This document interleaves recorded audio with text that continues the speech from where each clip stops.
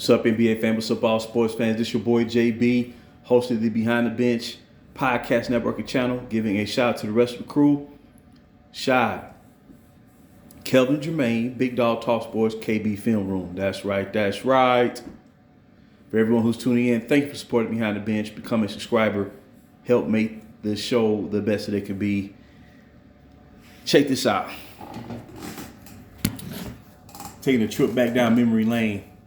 This was about 2 or 3 days after the decision was made, the summer of 2010. And I believe the decision date was, wasn't that July 8th, 2010? And it was this YouTuber, man. He put this video, he uploaded this video, and he recreated, he actually showed, for all wrestling fans back during the 90s, mid-90s, WCW Nitro. Was the talk of the town as far as professional wrestling. It was the creme de la creme. And Hulk Hogan, who had just, he had left WWE, World Wrestling, WWF, World Wrestling Federation, and that was about like a year prior, somewhere around there, and he joined WCW, World Championship Wrestling. And show used to be called WCW Nitro. Woo, man, that was the bomb too, boy. God dang it. Man, that was good stuff. Well, anyway, people felt like the whole I am a real American character that Hulk Hogan portrayed since he started out, it was getting kind of blasé and the act was growing old, so out of the blue, man, he turned from good to bad doing a match in the ring, and he joined forces with the New World Order, NWO. They became the New World Order. He joined forces with Razor Ramon and Steve Nash. And the YouTuber, he created the whole scene by superimposing an image of the Hurricane, LBJ, on Hulk Hogan's body. He took a facial image of Dwayne Wade and superimposed that on the body of Razor Ramon. And then Chris Bosh was Steve Nash, Kevin Nash. And on that night, Hulk Hogan became Hollywood Hulk. And thus, the New World Order kicked off. And I believe David Stern was, he was either the referee that was calling the match, the official that referee that was officiating the match, or Gene Okerlund and Dan Gilbert. Now I believe Dan Gilbert was Gene Okerlund and David Stern was the official. And that's what the NBA has felt like over the past 15 years. It's felt like WWE. Scripted in a lot of ways. It don't feel like they would constitute a professional sports league. And that's what the super team era has generated over the past 15 years. Now, in the mix of that, we've had some real basketball.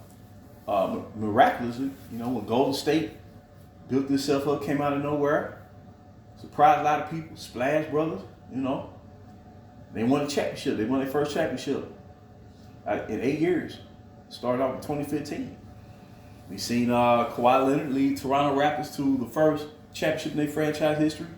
The first Canadian team in the NBA to win a title.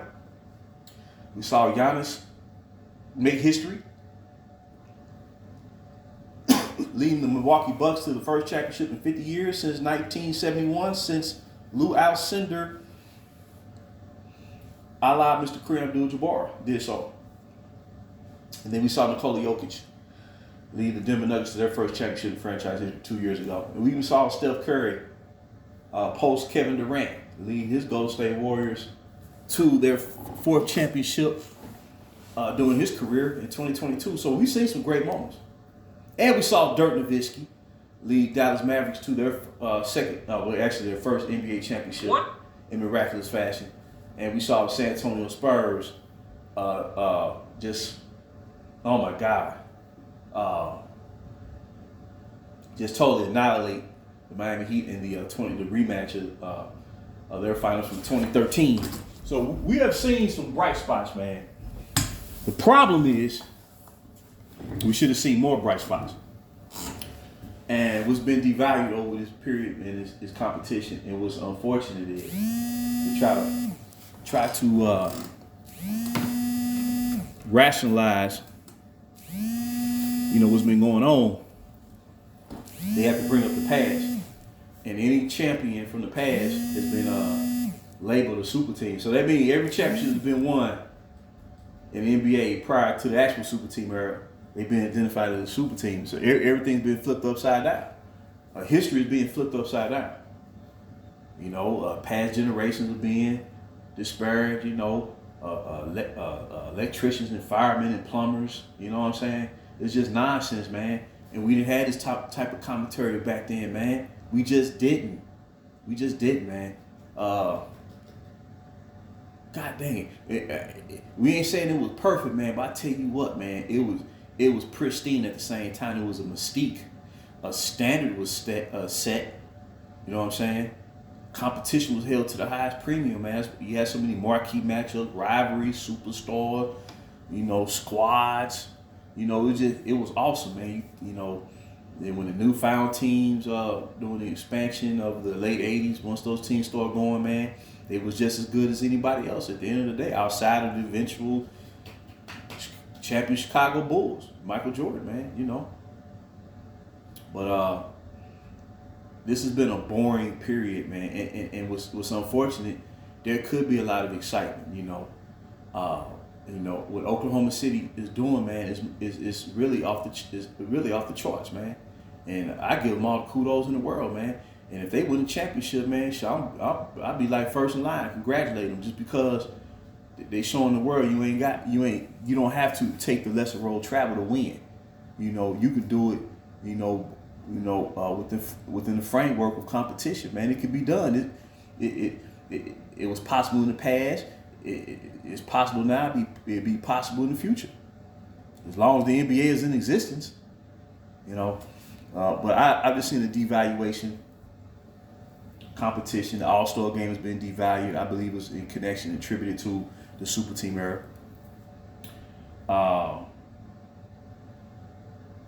Super team, because of the top-heavy model, it led to the mindset of promoting a positionless basketball, and that hurt the All-Star game too, because now when you vote, I guess until maybe they return it back to the original, East versus West Coast format. Now it was the players with the most votes, not by position, but just by popularity votes. You know what I'm saying? So everything got devalued, and the All-Star game, it could be a thing where, it'll never return back to the way it was, and they may probably just put it into it, but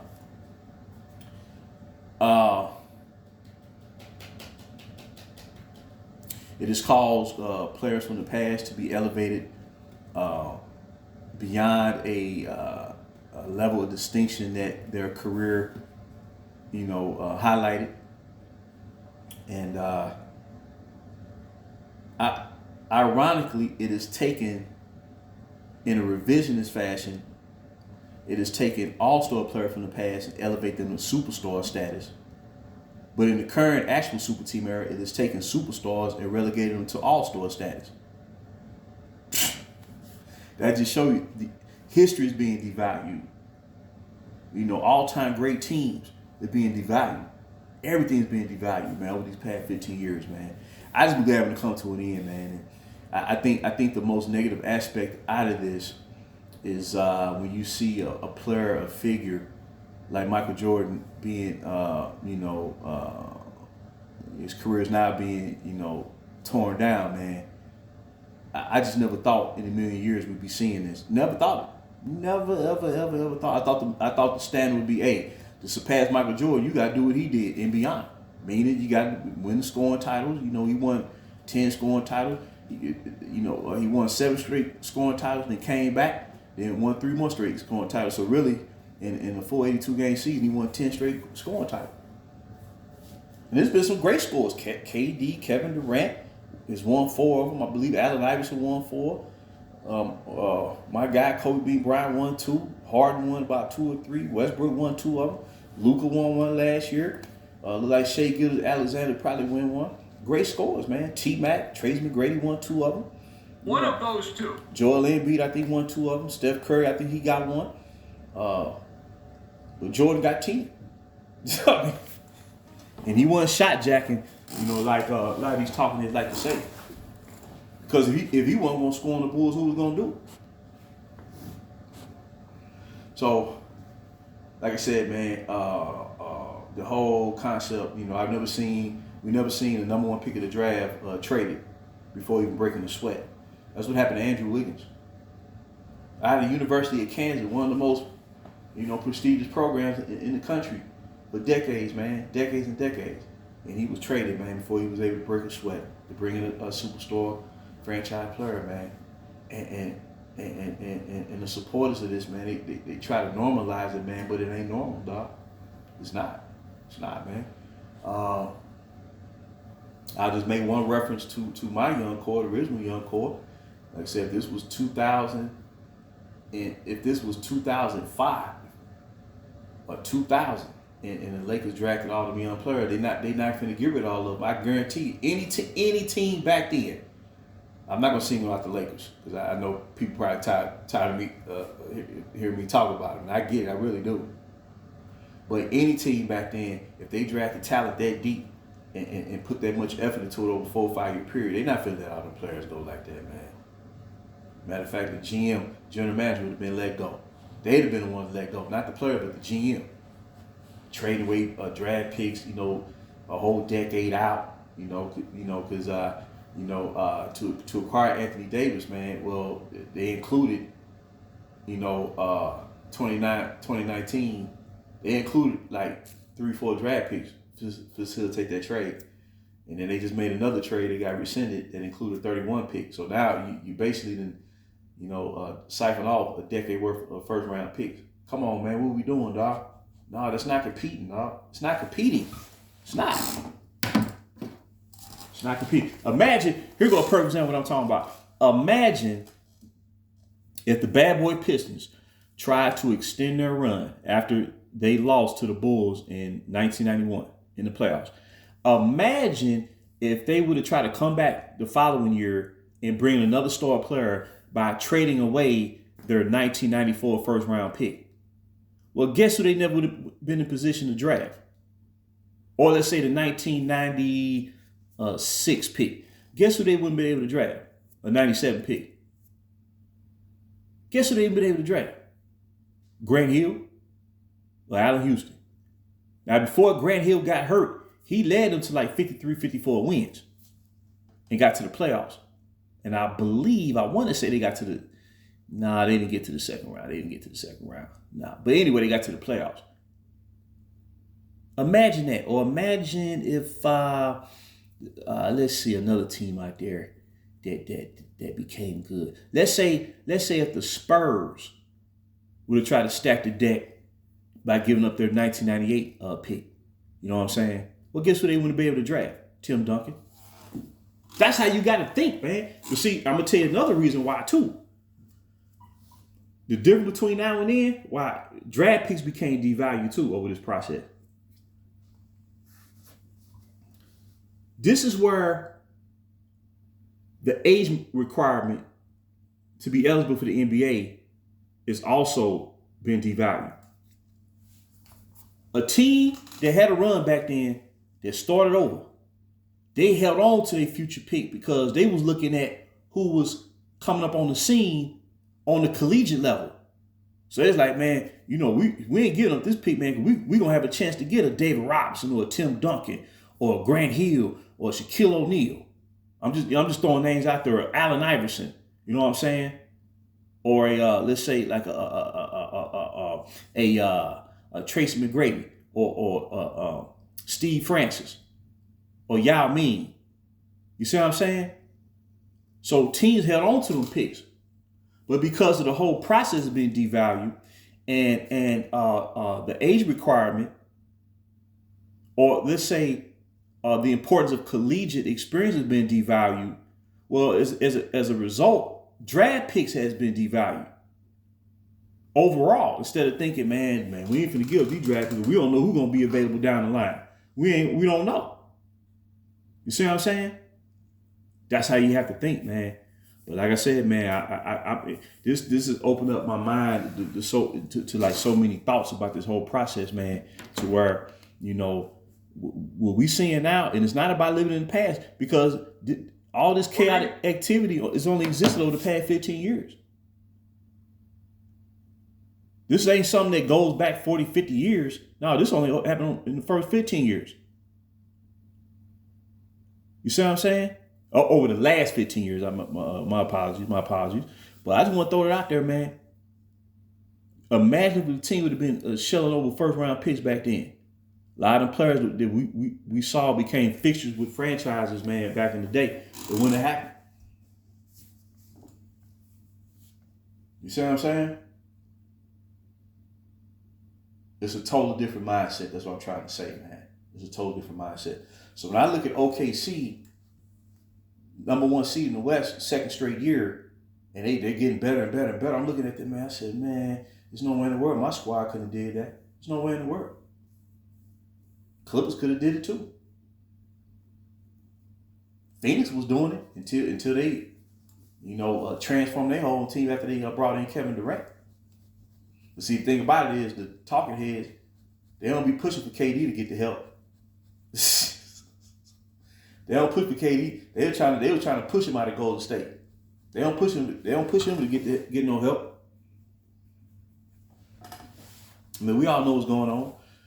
But I just be glad when it's all over, man. The NBA gonna benefit from it too, man. It's gonna move forward in a positive way, in a very positive fashion, man. Because at the end of the day, the Hurricane is about to play with another franchise player in Luka Doncic, who's the reigning scoring champion from last year. He averaged 34 points a game. He averaged more points than the Hurricane. He averaged more assists per game than the Hurricane, and he averaged more rebounds than the Hurricane. And led his team to the finals without stacking the deck. Because a lot of people don't really view Kyrie Irving as a superstar. They view him as like a borderline superstar. They don't view him as a full-fledged superstar. And he did it with a rookie center in Derek Lively Jr. Essentially, that's who he did it with. Brunson, he was gone by then, signing with the New York Knicks. So, yeah, man. Like I said, I just want to drop this real quick. This whole era, it felt like WWE, man. Tag teaming, switching sides, you know what I'm saying? Catching cats from behind, you know what I'm saying? Dirty moves, hitting cats over the head with chairs. They're trading them left and right, you know what I'm saying? It's been chaotic, man. It's been chaotic, dog. They want to bring up Scottie Pippen, dog. Like I said, I ended with this, or bring up Paul Gasol. Yeah, man, we had Paul Gasol, man. Paul Gasol, I was a huge fan of Paul Gasol. He was a complimentary player, though. He wasn't no Anthony Davis, and he definitely wasn't no Luka Doncic. This dude playing with all world guys, dog. All world, and the way his system is gonna set up, the all world player is gonna have to take a back seat. That's the way it's set up. But, yeah, man, it's just they need to put a stop to this, dog. They bring up Scottie Pippen. Scottie Pippen, man, he was an overachiever, no doubt about it, man. He was an overachiever because Michael Jordan got the very best out of him, man. Got the very best. Now remember, he was a walk-on. He didn't commit to Central Arkansas on no scholarship. He was a walk-on. And he started off as an equipment manager for the basketball team there. He was a late bloomer, and Michael Jordan helped develop Scottie Pippen older years, man, practice. That's how he became the defender that he became. He took a diamond in the rough, and they won 6 championships together. It's not even close, man. It's not even close. So really, tell you the truth, Scottie Pippen, in that regard, he's an overachiever, man. And he is a 6-time champion. No doubt about it. Scotty's a 6-time champion. But Michael Jordan had to bring it out of him, dog. He had to bring it out of him. But that's different from, teaming up with, this dude and played with 5, 6 scoring champions, dog. Are you kidding me? MVP caliber players, dog. What are we doing, dog? What are we doing? But I just want to drop this video, man. Like I say, I'll be glad when this era is over. I don't mean to sound redundant or anything like that. I just want the NBA back. And then I can sit back and just enjoy it like a fan like I was all in previous years, man. As they say, scalp sounder, dog. You know what I'm saying? I'm being real about it, man.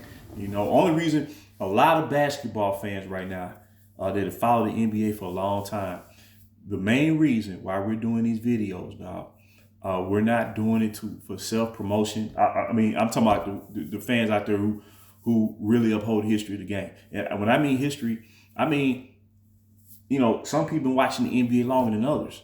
But in terms of when you was introduced to the NBA and understanding history at that point, that's what I'm talking about. And a lot of us are doing this, man, because history is being, they're trying to rewrite history, dog. That means they're trying to rewrite the perception of fans had during the time where they grew up watching the NBA during the golden era. You see what I'm saying? That's what they're trying to do. And that's why they're coming out, speaking of past greats in a negative way, and you can't do that, man. You don't have to do it. If someone is better, it's proven to be the greatest ever. If anything, you want to remind people how great the past players were. That's what you want to do. That's what they did when Jordan rose to the top. They remind you, man, Larry Bird and Magic Johnson, they were the flag bearers of the league during the 80s. And to get to their level, he going to have to win. That's what they were saying. They wasn't handing nothing over to Michael Jordan, man, especially what he had to do to get through the Detroit Pistons, dog. And when they was losing to the Pistons during the playoffs, during that 3-year period before they finally beat them, they wasn't changing that roster every year. Only thing they would, matter of fact, after they traded for Bill Cartwright, they had the same starting 5 almost 5 years. And whoever they brought up in there, they was drafting. B.J. Armstrong, Stacey King, Scott Williams, Will Perdue. You know what I'm saying? They wasn't trying to bring in no third star or trading Scottie Pippen away to bring in like a Dominique. You know what I'm saying? That's the equivalent of what's going on right now. They've normalized it, and it's been anything but. But I just want to drop that, man. This has been like WWE, man. That's what this has been like, man. That's what this has been like, man. Nothing but chaos, dog. And they trying to boost ratings, man. And like I said, the game gonna speak for itself. Just let the game speak for itself, man. That's all they gotta do. They ain't gotta reinvent the wheel, dog. You see? But they trying to make this era stand out, and you don't have to do it in that way. Every era has its great all-time players. Every era has had its memorable moments. Every era has had, for the most part, great memorable all-time championship teams. Every era, every decade has featured that. Great players, great defenders, great, for the most part, great centers, great scorers, man. Great dunks. Every era has it, man. So you ain't got to sit there and try to take one era and elevate it superficially to stand out from the best, man. And I think the Super Team era has really brought this out because they underestimated, the fans who know what's up, who grew up during that time, man, when cats was out there really competing, dog. I'm talking about really competing, win or lose. Win or lose. So I just want to drop that nugget. Until next time, this is JB or BTB, Behind the Bench, y'all. And leave comments and post some comments.